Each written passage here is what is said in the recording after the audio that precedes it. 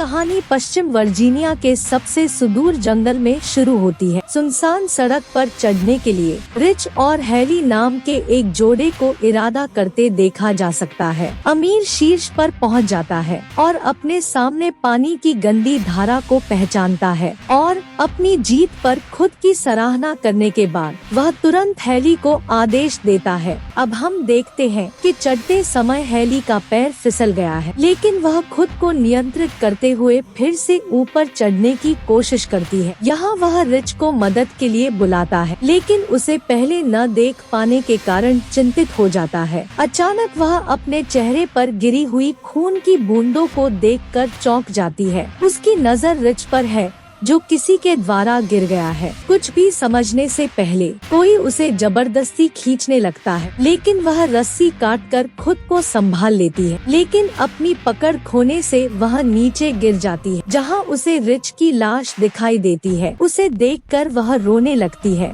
उसी समय पहाड़ से कुछ आवाजें सुनाई देती है। उन्हें सुनकर वह अपनी जान बचाने के लिए अपनी कार की ओर बढ़ती है, लेकिन उसका पैर कंटीले तारों में फंस गया और वह गिर गई और वह हत्यारा उसे अपने साथ घसीटते हुए ले जाता है।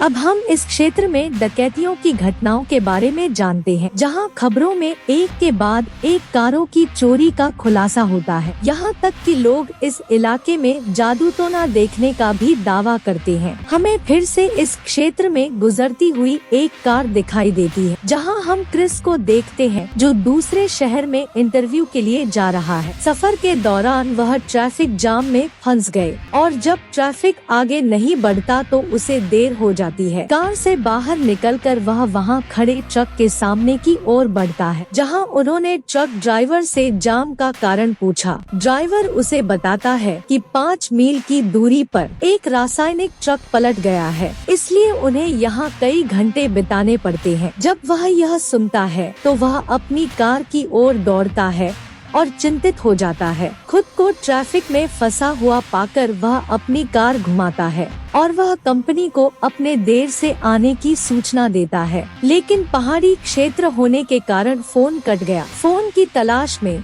उसकी नजर एक गैस स्टेशन के चिन्ह पर पड़ती है और वह अपनी कार वहां ले जाता है। रास्ते में वह एक के बाद एक बिना मालिक वाली कारों को देखता है और उनके बगल से गुजरते हुए वह एक गैस स्टेशन पर पहुंच जाता है, जहां उसकी मुलाकात एक गैस स्टेशन के मालिक से होती है जो एक बीमार व्यक्ति लगता है। अब वह कंपनी के लोगों को कार मिलने की सूचना देने की कोशिश करता है, लेकिन फोन खराब होने के कारण वह संपर्क नहीं कर पा रहा है। अब वह गैस स्टेशन के मालिक से दूसरा पता पूछता है जो शहर की ओर जाता है, लेकिन वह उसकी बातचीत को नजरअंदाज कर देता है। अचानक उसकी नजर वहां कटे हुए नक्शे पर पड़ती है, जहां उसे शहर की ओर जाने वाली एक उबड़-खाबड़ सड़क मिलती है। अब वह गैस स्टेशन के मालिक से इस सड़क के बारे में पूछता है। यह सुनकर वह इसी रास्ते पर चलने का सुझाव देता है। अब वह उस रास्ते की ओर बढ़ता है जहां घने जंगलों को पार करते हुए वह एक चौराहे पर पहुंचता है, जहां उनकी नजर शॉर्टकट के बोर्ड पर पड़ती है। यह सोचते हुए वह अपनी कार उस उबड़-खाबड़ रास्ते की ओर ले जाता है और उसे एक मरा हुआ हिरण दिखाई देता है, जिसके परिणाम स्वरूप उसकी कार सामने वाली कार से कुचल जाती है। दोनों कारों में एक घातक दुर्घटना होती है,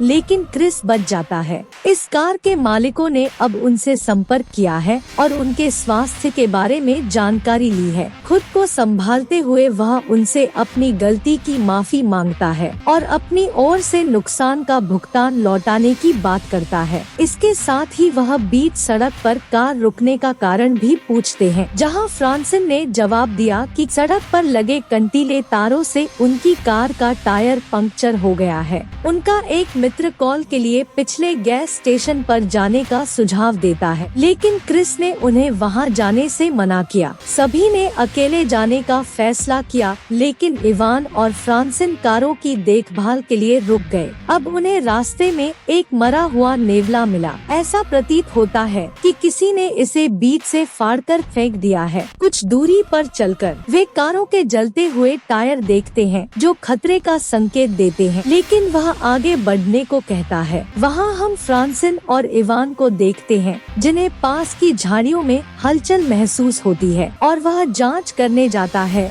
लेकिन फ्रांसिन उसे न पाकर चिंतित हो जाता है। वह खोजने के लिए उसके पीछे जाती है। चलते समय उसकी नजर इवान के जूते पर पड़ी। जैसे ही वह इसके पास जाता है तो इवान का कटा हुआ कान भी नजर आता है। यह देखकर वह रोने लगती है। फिर एक शख्स उसे मौत के घाट उतार देता है। हम सड़क के अंत में बचे हुए लोगों को देखते हैं। चारों लोग मदद के लिए आगे बढ़ते हैं। चलते समय उन्हें एक घर मिलता है और वे मदद के लिए उसकी ओर बढ़ते हैं। क्रिस कारों की संख्या देखकर परेशान हो गया है। वह मदद मांगने के लिए दरवाजा खटखटाता है। जल्द ही उन्हें पता चला घर में कोई नहीं है। वे सभी संबंध बनाने के लिए अंदर आते हैं, जहां उन्हें एक डाइनिंग टेबल दिखाई देती है। इससे पता चलता है इस घर की काफी समय से सफाई नहीं हुई है। दूसरी तरफ चश्मा और कार की चाबियां मिली है। फ्रिज खोलकर देखा तो वह हैरान रह गया। हमें रेफ्रिजरेटर में विभिन्न अंग मिलते हैं। जेसी को वही कांटेदार तार दिखाई देता है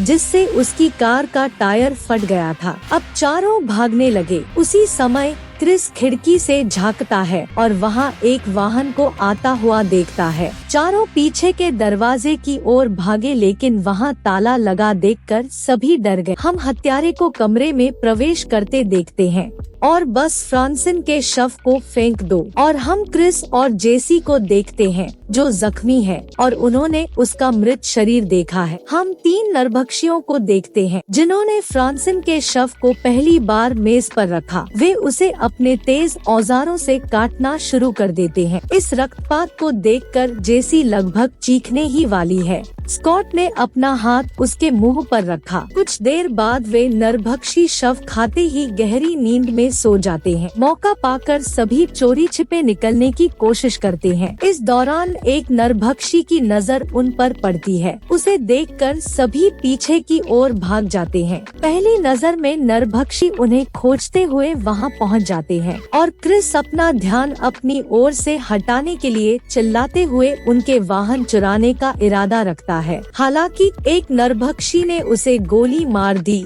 जिससे वह गिर गया और घायल हो गया। यह देखकर तीनों हैरान रह जाते हैं। अब हमने स्कॉट को जंगल में भागते हुए देखा। वह ट्रक को देखकर उसकी ओर बढ़ता है। उसी समय एक तीर उसे बींध देता है। वहीं बाकी 3 अपनी जान बचाकर भाग निकले। कुछ दूरी पर उनका ट्रक कीचड़ में फंसा हुआ है और उन्हें ट्रक पीछे छोड़ना पड़ा। तीनों उन्हें बचाते हुए जंगल से सड़क की ओर ले जाते हैं। दिन से शाम हो जाती है और वो नरभक्षी उनमें से 3 का शिकार करने निकल पड़ते हैं। दूसरी ओर उनमें से 3 थकने के बाद एक जगह आराम करते हैं, जहां कार्ली उन्हें ऊपर देखने के लिए कहती है। जैसा कि वे खुद को मोड़ते हुए देखते हैं, उनके सामने एक प्रहरी दुर्ग दिखाई देता है। उन्हें आनंद की अनुभूति होती है और हम उनमें से 3 को ऊपर चढ़ते हुए देखते हैं, परंतु वहाँ किसी को न पाकर वे दुखी हो गए। जहाँ जेसी को एक प्राथमिक चिकित्सा बॉक्स मिलता है, उसका उपयोग करके वह क्रिस को कपड़े पहनाती है। इसके अलावा कार्ली को एक पुराना रेडियो मिलता है जिसे बजाते हुए कार्ली मदद मांगती है, लेकिन उसे कोई प्रतिक्रिया नहीं मिलती है। क्रिस को नीचे से कुछ आवाजें आती हुई सुनाई देती है। जैसे ही वह देखता है, उसे 3 नरभक्षी नीचे की ओर से गुजरते हुए दिखाई देते हैं और वो तीनों टावर पर चढ़ते नजर आ रहे हैं और उन्हें देखते हुए क्रिस सारा सामान एंट्री गेट पर रख देता है और थोड़ी देर बाद उसने उन्हें जाते हुए देखा और कार्ली रेडियो पर उनका स्थान प्रसारित करना शुरू कर देता है। फिर नरभक्षी रेडियो के तार को क्षतिग्रस्त कर देते हैं और टावर में आग लगा देते हैं। खुद को आग की लपटों में पाकर कार्ली रखे हुए बक्से को ले जाती है और अपनी जान की सुरक्षा के लिए टावर की खिड़की तोड़ देती है। क्रिस ने पेड़ को नीचे की ओर देखा और उनमें से 3 ने उस पर कूदकर अपनी जान बचाई। 3 नरभक्षी उनका निरीक्षण करते हैं और उन्हें पकड़ने का लक्ष्य रखते हुए वे पेड़ पर चढ़ने लगते हैं और उनका आगमन देखकर उनमें से 3 को एक पेड़ से दूसरे पेड़ पर जाते देखा जाता है। एक पेड़ को पार करते समय एक नरभक्षी कार्ली के पास पहुंच जाता है। मौका पाकर वह उसके चेहरे पर हमला करते हुए उसके 2 टुकड़े कर देता है। अब क्रिस उसे स्थिर करते हुए खड़ा हो गया। वह एक वाहन की आवाज सुनता है और एक पुलिस वैन को देखता है। दौड़कर उसने गाड़ी रोकी। जैसे ही पुलिस कर्मी उसकी मदद के लिए उसकी ओर बढ़ता है, एक तीर उसकी आंख में लग जाता है। अब हम एक नरभक्षी को देखते हैं जो क्रिस को मारने आता है, लेकिन क्रिस अपनी जान बचाकर कार के नीचे छिप जाता है। नरभक्षी उसे खोजने के लिए झुकता है, लेकिन कुछ नहीं पाकर आश्चर्यचकित रह जाता है। अब हम वह घर देख सकते हैं जहां नरभक्षियों ने जेसी को कैद कर रखा था। जैसे एक आंख वाला नरभक्षी जेसी को मारने वाला है, उसे बाहर से किसी वाहन के आने की आवाज सुनाई देती है। यह सुनकर एक आंख वाला नरभक्षी दरवाजे की ओर बढ़ता है। क्रिस अपनी कार में बैठे व्यक्ति को मारता है और कुचल देता है। कार से उतरकर वह आखिरी जानवर पर हमला करने वाले नुकीले तीर से उसे मार डालता है। क्रिस ने जेसी को बचाते हुए बंधन खोल दिया। इसी दौरान एक नरभक्षी उस पर हमला कर देता है। अब क्रिस को मरता देख जेसी उस नरभक्षी को तीर से मार देती है। ये दोनों अब घर छोड़कर चले जाएंगे। क्रिस ने अचानक अपना ध्यान पुलिस इंजन ईंधन बॉक्स पर केंद्रित कर दिया। बड़े विस्फोट से यह घर जलकर खाक हो गया। अब हम वह सड़क देख सकते हैं जहां वे दोनों ट्रक से गैस स्टेशन पहुंचे होंगे और स्टेशन का मालिक एक ट्रक को आता देख धमकी भरे अंदाज में अपना दरवाजा बंद कर लेता है। क्रिस ट्रक से बाहर निकलता है, नक्शा अलग करता है और चला जाता है।